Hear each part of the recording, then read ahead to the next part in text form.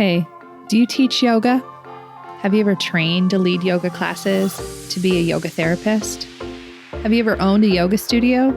Maybe even just wondered what it was like for the women and men up there in front of the room on their mats, leading you through endless Surya Namaskars, down dogs, and pranayamas galore?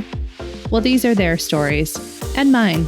I'm Rebecca Sebastian, a 20-year yoga teacher, 10-year yoga therapist, yoga studio owner, and co-founder of a yoga-focused nonprofit. I've done a lot in the yoga world over the last 20 years. Pretty much everything except had a water cooler. You know, a place to share stories, talk about struggles, successes, and find other people who do the same thing that I do. Welcome to Working in Yoga, a podcast and substitute water cooler for yoga folks to connect and build community, to share our unique profession, our challenges, and our journeys with the world.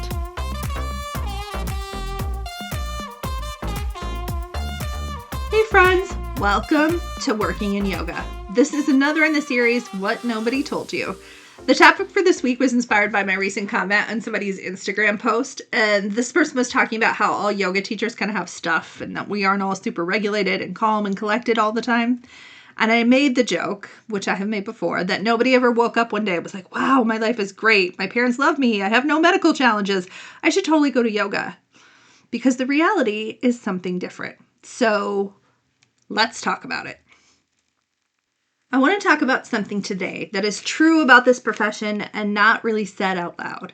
And it's not because it's a secret exactly, because most of us know it for sure, at least in our brains and at least about ourselves, but we don't say it collectively. We don't name it as a defining characteristic of who we are, like as a community. And we don't talk about what it means for how we teach and how we relate to our students and how we understand our own qualifications. Here it is. Almost everyone who comes to yoga, and especially everyone who makes yoga their life's work, came here because they needed it. Because something in them needed regulating. Because the practice found them at a moment when their nervous system, their body, their sense of self was looking for something that it hadn't found anywhere else. It could be a lot of things. Anxiety, grief, a body that didn't feel safe to live in, a family system that was chaotic or painful, a history that needed somewhere to go, a persistent sense of dysregulation that yoga almost miraculously began to address. And that's not a confession. It's actually, for this job, kind of a qualification. And I want to make a case today for why it matters enormously that we understand it that way. So why does nobody say this plainly? It's a few reasons, I think. One is that we exist in an uncomfortable overlap between the wellness industry and helping professions.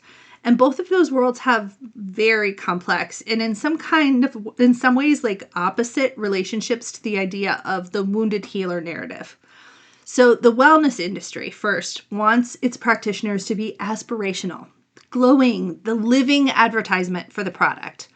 The implicit message is, look at me, this is what the practice does, and you can have it too, which doesn't leave a lot of room for, I came here because I was a mess and I needed somewhere to put that. And then there's helping professions like therapy and social work and medicine, and they have their own complicated relationship with this. There's a long tradition of concern about practitioners who haven't sufficiently processed their own material, and the worry is that unresolved personal history gets projected onto the clients, and that the practitioner's needs start driving the therapeutic relationship.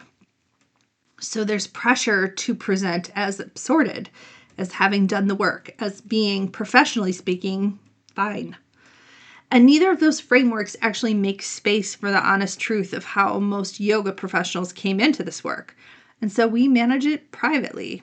Maybe we talk about it in trainings or in whispered conversations, and sometimes in therapy. But we don't claim it publicly as a professional asset, and I think we should. Because the thing that makes yoga professionals extraordinary at what we do is exactly this. Your nervous system knows this work from the inside.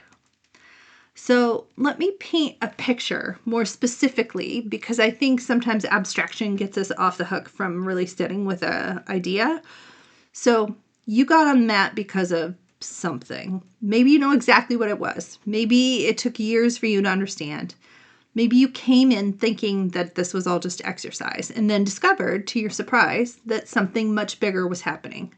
And it worked. Not perfectly or linearly and not without complexity, but something shifted. Something in you found something in the practice that it had been looking for.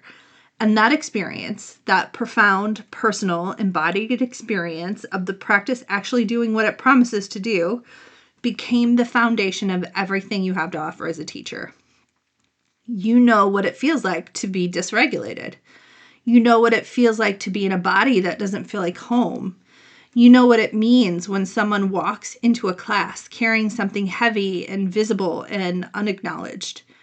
And you know because you've been that person. And you know because in some ways you are still that person, still in the practice and still doing the work.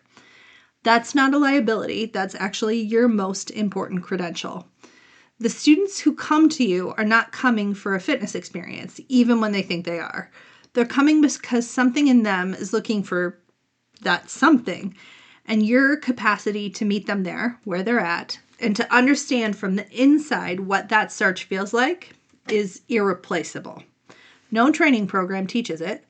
Life teaches it. The practice teaches it. Your own history teaches it. I want to make a distinction that I think is really important. Saying that almost everyone in this profession came here to regulate something is not the same as saying that personal history is a free pass. It is not the same as saying that you don't need to do your own work. It's not the same as saying that unexamined trauma belongs in the teaching space. And the question is not whether you came here with something to work out. You did. Most of us did. The question is whether you are actively, honestly, and continuously doing that work. And most yoga professionals are. That is what the practice is for us at this level. That is what the continuing education is, and what the perhaps supervision or mentorship or the therapy that so many of us are in. It is the ongoing commitment to staying current with our own material so it doesn't run the room without our knowledge. This is not a disqualification. This is exactly what the work requires. So I want to offer you a reframe that I think is more accurate and more useful than either hiding this or being destabilized by it. You did not come to yoga despite your history, and you came to yoga because of your history. And you became a professional because the practice gave you something so real and so significant that you could not imagine not sharing it with others. That's your origin story, and it's not something to manage or to minimize. It's the most honest answer to the question, why you do this work. So own it, not to your students necessarily, but own it to yourself because it's where your power comes from. So you're not secretly disqualified by your history, my friends, I promise. You are specifically qualified by it in exactly the way that matters most for this work that we do. So keep doing your own work, keep showing up for your students, and those two things are not in tension. They are in the same commitment. And if you liked this short episode, stay tuned every Monday for more in the series, What They Never Told You. And Thursdays will be our regular longer episodes and interviews, this week with fellow podcast host, Rekha Shukart. And in the meantime, check out all the offerings I have available in the show notes, including issue 1 of Inside Yoga magazine that is just come out, and there is a launch party happening May 12th. I'll see you next Monday, my friends. Let's go get to work, and I'll catch you around the water cooler next time.